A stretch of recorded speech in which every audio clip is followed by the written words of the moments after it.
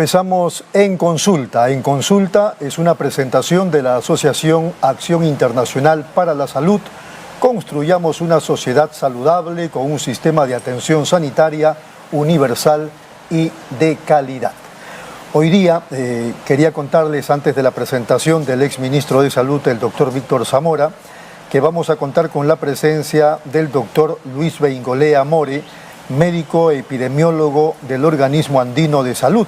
El tema es el tratado pandémico, pero quería indicar que al margen de varios cargos que ha ostentado el doctor Beingolea, actualmente es coordinador de la Comisión Técnica de Salud en las Fronteras, del Comité Andino de Prevención y Control de la Rabia transmitida por canes y otras especies silvestres, del Comité Andino de Prevención y Control de Enfermedades No Transmisibles en el Organismo Andino de Salud Convenio Hipólito Unanue, coordinador del Comité Andino de Cáncer y Cáncer Infantil, coordinador del Grupo de Trabajo de Sistemas de Información en Salud y del Comité Andino de Vigilancia en Salud Pública, coordinador además de la Red Andina de los Institutos Nacionales de Salud. Vamos a presentarlo al doctor Víctor Zamora y le vamos adelantando que, quisiéramos un pronunciamiento suyo sobre el caso del dengue. Hace algunos días atrás, el ministro de Salud, César Vázquez, nos decía que todo estaba controlado. Y cuando planteaban una situación de emergencia, él decía, no es necesario, porque el tema está focalizado. Sin embargo, hoy día me he topado con, una nota del diario El Comercio, donde habría declarado el ministro de Salud diciendo que es inminente la epidemia del dengue. Doctor Víctor Zamora, ¿cómo está? Buenos días. Muy buenos días, Rodolfo. Bienvenidos a todos nuestros seguidores y seguidoras, tanto de forma directa como a través de nuestras redes, En Consulta, en su versión número 23.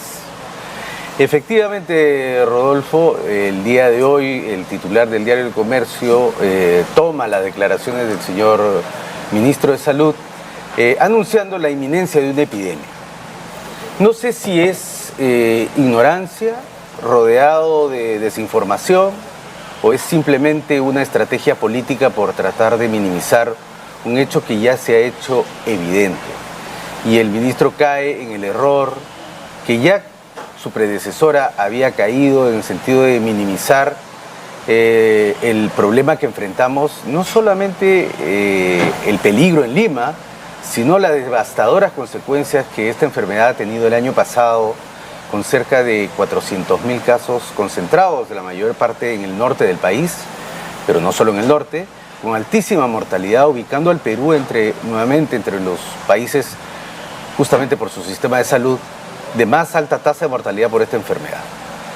Repitiendo otro error no lejano del año 2017 de la doctora Patricia García Funegra, que también no hizo caso a los expertas que en ese tiempo le advertían acerca de los peligros de esta enfermedad.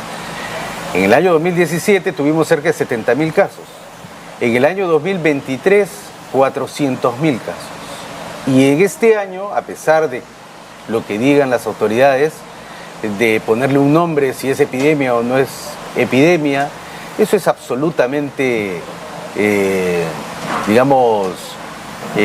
secundario al problema principal. Ya al fin del mes de enero tenemos más de 50% de casos más que a fines del mes de enero del año pasado. Discutir si es un nombre u otro es una discusión bizantina. Y lo que es más lamentable, Rodolfo y televidentes, amigos y amigas, es que hoy día ya vemos las fotos del señor ministro de Salud fumigando. Para todos los que trabajamos en el sistema de salud, hacemos salud pública y algo de epidemiología y control vectorial, sabemos que ya salir a controlar al mosquito en su versión adulta es un signo de la derrota, es un signo de que hemos hecho las cosas tarde.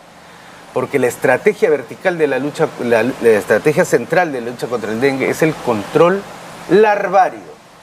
Hay que controlar a las larvas antes que se vuelvan adultos. Y esto no es una lucha solo del Ministerio de Salud, sino es de múltiples sectores, los gobiernos regionales, los gobiernos locales, y fundamentalmente dotar de agua segura y permanente a nuestra población. Bueno, contra eso yo le podría decir, doctor Víctor Zamora, que esta mañana en RPP el doctor Herbert Cuba, que es asesor, no lo sabía hasta hoy, del ministro de Salud César Vázquez, ha dicho que el problema del dengue está atacando a diversos países de Latinoamérica. Pero en el Perú como que la cosa también es preocupante, pero no vamos a decir que es grave, como sí está ocurriendo en otras naciones. Yo decía en ese momento, mal de muchos consuelos de tonto. Bueno, efectivamente, el hecho de que esté en múltiples países no significa que nosotros debamos bajar los brazos, más aún cuando tenemos la enfermedad hace más de 30 años. Felizmente tenemos el día de hoy al doctor Bengolea. El doctor Bengolea es un gran amigo mío de hace muchos años, nos hemos conocido en las lides de ser directores regionales de salud, él en su caso en Piura, el mío en San Martín, él enfrentando la malaria y en mi caso enfrentando el reingreso del dengue justamente por aquellas épocas. Tenemos experiencia de campo, pero lo hemos invitado no solamente por esa experiencia, y ojo, a propósito de esa experiencia, el señor ministro de Salud le está dando la espalda a una enorme cantidad de experiencia y conocimiento depositada en el Perú, en la región del país, que le podrían advertir para que pueda hacer mejor las cosas. De hecho, hay otros temas que no vamos a tocar el día de hoy, COVID, por ejemplo, sarampión, pero ya no tenemos tiempo. El día de hoy hemos invitado al doctor Bengolea porque a lo largo de estos años y sus cargos que ha tenido y la experiencia acumulada de la salud entre países, la salud internacional de fronteras. Y lo hemos traído justamente porque hoy hay un debate mundial a propósito de la emergencia del dengue incrementándose en muchos países del mundo, del COVID, del sarampión, de la tuberculosis multidrogo resistente, etc. Amenazas de gérmenes que ya habíamos, bichos que habíamos considerado derrotados o controlados, que vuelven a ser amenazas globales. El mundo se prepara a través de un llamado tratado pandémico. Doctor Bengolea, muy buenos días y gracias por haber asistido a nuestra llamada, a nuestro llamado. ¿Qué nos puede decir acerca del tratado pandémico en el contexto que vivimos el día de hoy? Bueno, en primer lugar quería darles un fraternal y cálido saludo. Y muchísimas gracias, señor Lara y doctor Zamora, por la invitación. Estamos en un momento bastante complejo con respecto a características que está teniendo el medio ambiente, el cambio climático que ha variado y ha generado un incremento de riesgos de las enfermedades transmisibles. Hace poco hemos terminado la condición de pandemia de la COVID o el SARS-CoV-2, un coronavirus nuevo que azotó a la humanidad de forma intensa. Tan intensa que nunca nosotros habíamos visto estas características en una epidemia que se extendió a muchos países y después a todo el globo. Y estas características fueron, en primer lugar, que afectó el modo de vida y segundo, el medio de vida. ¿Qué trajo como consecuencia el modo de vida?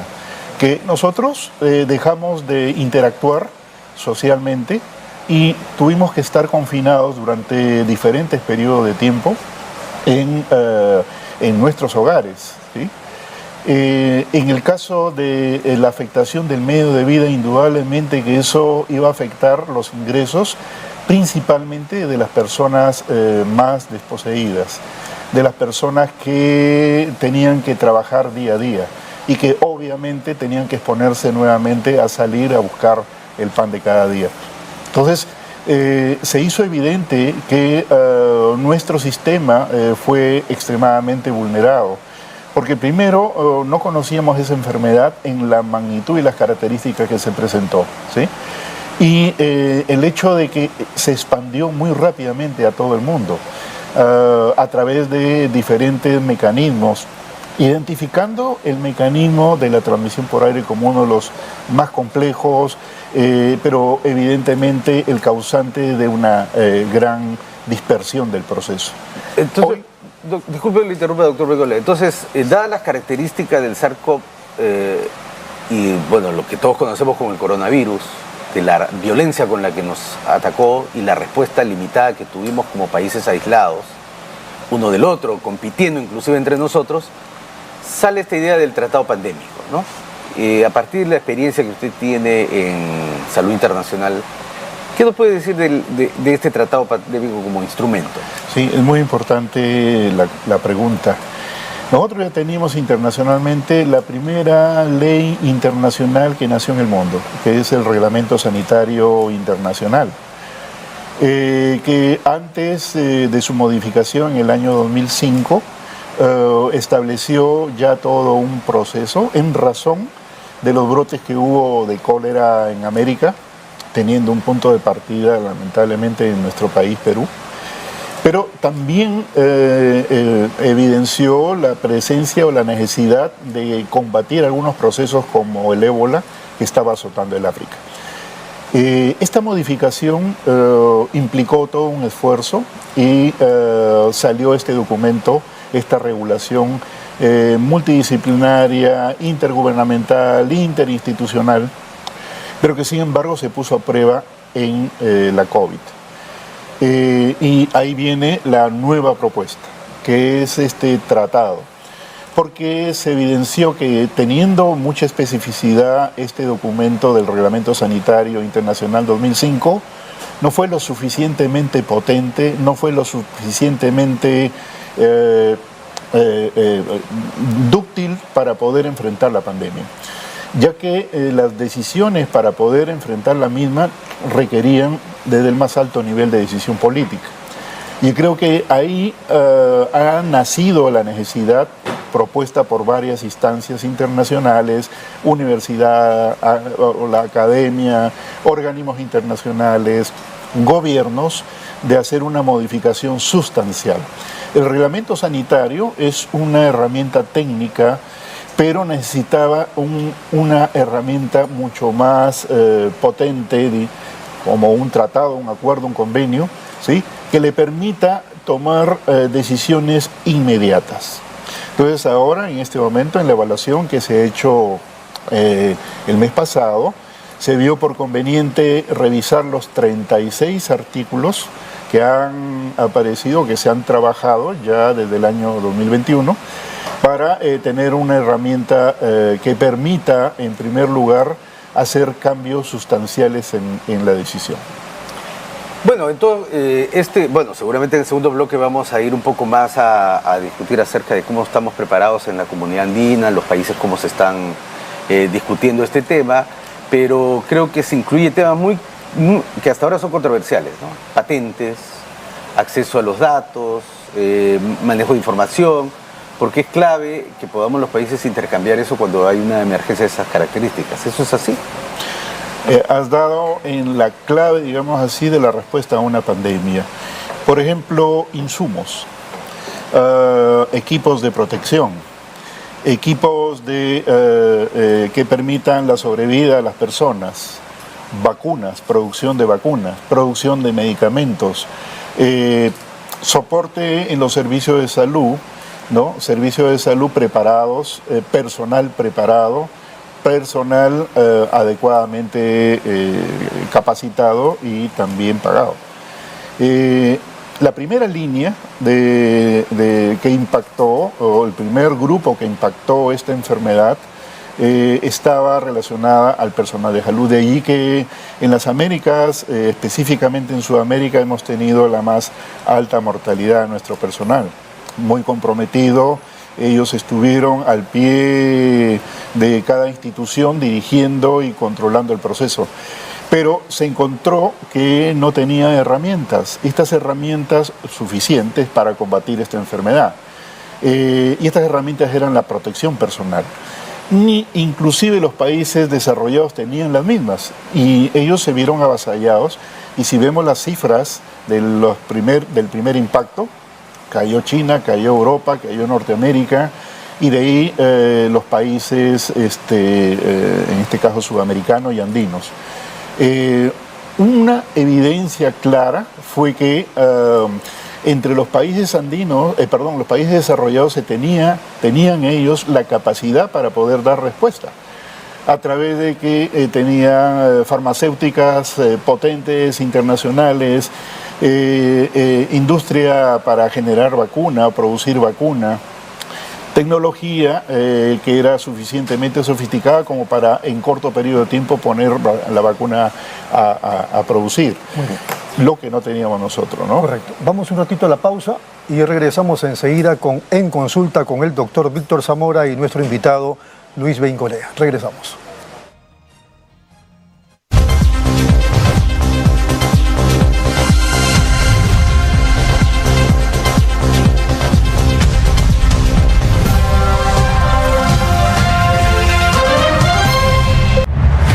Nueva app de Derrama Magisterial. Maestro y maestra, realiza tus consultas y operaciones en la palma de tu mano. Con el nuevo app Derrama Magisterial podrás realizar tus operaciones en todo momento y desde cualquier lugar. Solicita un crédito, consulta el estado de tu cuenta individual, accede al estado de tus créditos, actualiza tus datos, accede al servicio de asesoría legal gratuita. Ubica nuestras oficinas a nivel nacional. Descárgalo hoy mismo en tu Play Store. Derrama Magisterial, seguridad social para el maestro. Bienvenidos a mi lugar favorito. Les quiero contar por qué siempre vengo a Plaza Hogar. Aquí encuentras de todo. Y si un mueble me gusta, lo personalizan a mi antojo. Elijo el color, la tela, todo a medida. Y también puedo traer a reparar todos mis muebles. Además, el servicio de despacho funciona perfecto y a un precio accesible. Y por si fuera poco, siempre encuentro estacionamiento. Somos Plaza Hogar.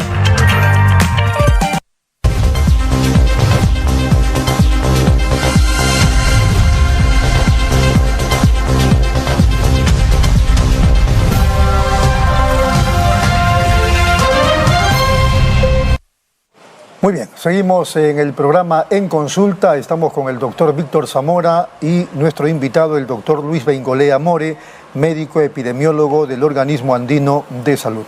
Doctor Zamora. Bueno, ciertamente la SARS-CoV-2, coronavirus, COVID, para todos los que hemos vivido día a día esta pandemia, nos ha traído lecciones y una de ellas es de que enfrentamos estas amenazas cada vez más violentas y cada vez más frecuentes, por una multiplicidad de factores que no vamos a decir acá. Y los países necesitan prepararse, no responder tarde, no aprobar sus planes 2 meses después, sino prepararse para esa eventualidad y prepararse de manera conjunta. Una de las estructuras que existen en la región es el Organismo Andino de Salud. Y está Venezuela, está Colombia, Ecuador, Perú y Chile. Bolivia. Y Bolivia, que tiene su sede en Lima y donde trabaja el doctor Beingolea. Doctor Beingolea, ¿cuál es su opinión acerca de cómo se están preparando los países para una nueva eventualidad de esta magnitud? ¿Y cómo se engarza con el tratado pandémico? Las dificultades que se presentaron en el año 2020 evidenciaron la necesidad urgente de articular todos los esfuerzos. Y es así que las iniciativas de los Ministerios de Salud estuvieron coordinadas por el Organismo Andino de Salud, el Convenio Hipólito Unanue, que fue creado en el año 1971 y es una instancia intergubernamental dirigida en este momento por una peruana, la doctora María del Carmen Calle Dávila, que fue viceministra de Salud, y que en ese momento de las grandes dificultades iniciamos todo un proceso como referente regional de salud para articular los esfuerzos. Uno de los temas centrales estaba relacionado con la respuesta de los laboratorios. Y había ya el antecedente de tener un sistema incipiente, digamos así, pero red al fin, de análisis de la influencia y los diferentes tipos de influenza. Pues eso sirvió para impulsar la vigilancia genómica y en este momento esta nueva tecnología está permitiendo interactuar para tener diagnósticos inmediatos a través de varios procesos de secuenciamiento, sabiendo el genoma y ya se conoce toda la familia, su familia de los virus. Entonces es un elemento que se está dando en este momento de trabajo a través de proyectos y a través de iniciativas propias. El otro elemento fundamental es la vigilancia en salud pública. Sin embargo, lo que es importante manifestar es que hay instancias que manejan directamente todo lo relacionado a la vigilancia y respuesta. Estoy hablando de la Organización Panamericana de la Salud, la OMS, que por reglamento sanitario tiene el mandato de que todo el proceso de organización de vigilancia y respuesta esté comandado por ellos. Nosotros contribuimos a ese esfuerzo a través de proyectos, a través de reuniones, a través de trabajos directos con los ministros de salud, con los viceministros, para poder fortalecer las capacidades.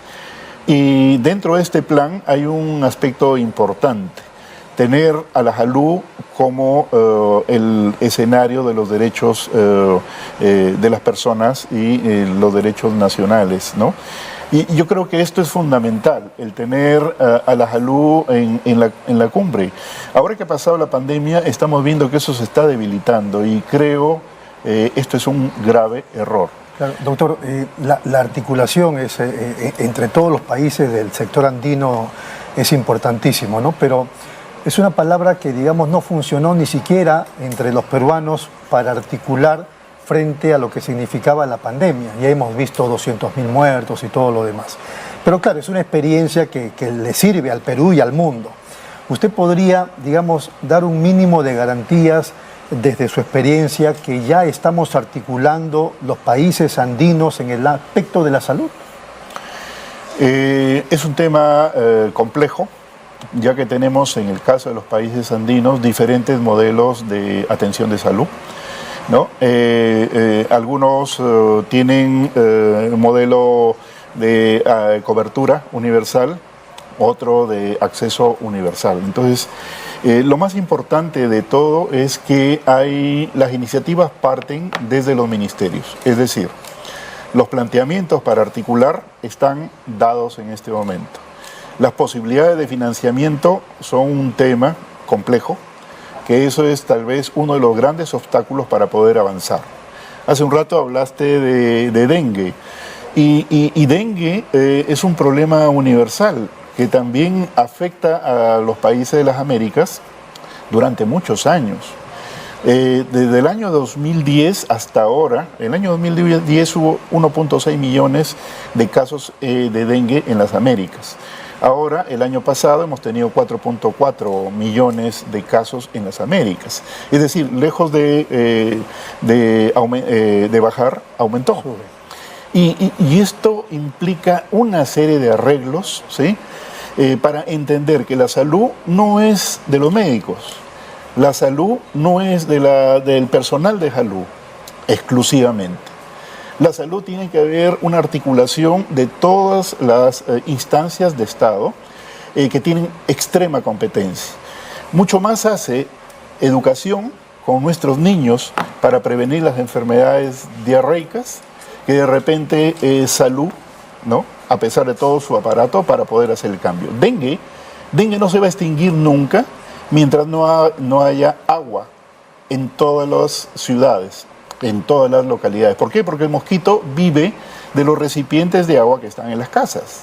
Y si eso no se modifica, vamos a tener nosotros, secula seculorum, epidemias de dengue, y la respuesta no va a ser solamente eliminando al mosquito en su fase adulta. Tenemos que entrar a todos los multifactores que son educación de la persona para autoprotegerse, mejoramiento de su vivienda para evitar el acceso a los mosquitos que transmiten la enfermedad, medicamentos suficientes o atención precoz para evitar las muertes, y también un aspecto fundamental, financiamiento para priorizar el control de estos procesos, ¿sí?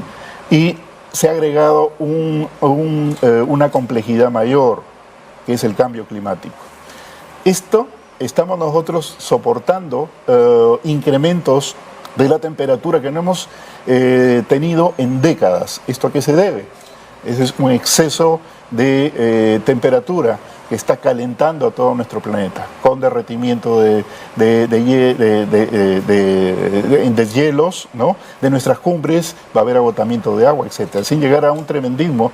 Pero si no tomamos una acción integral, salud no va a poder responder en la magnitud que se desee.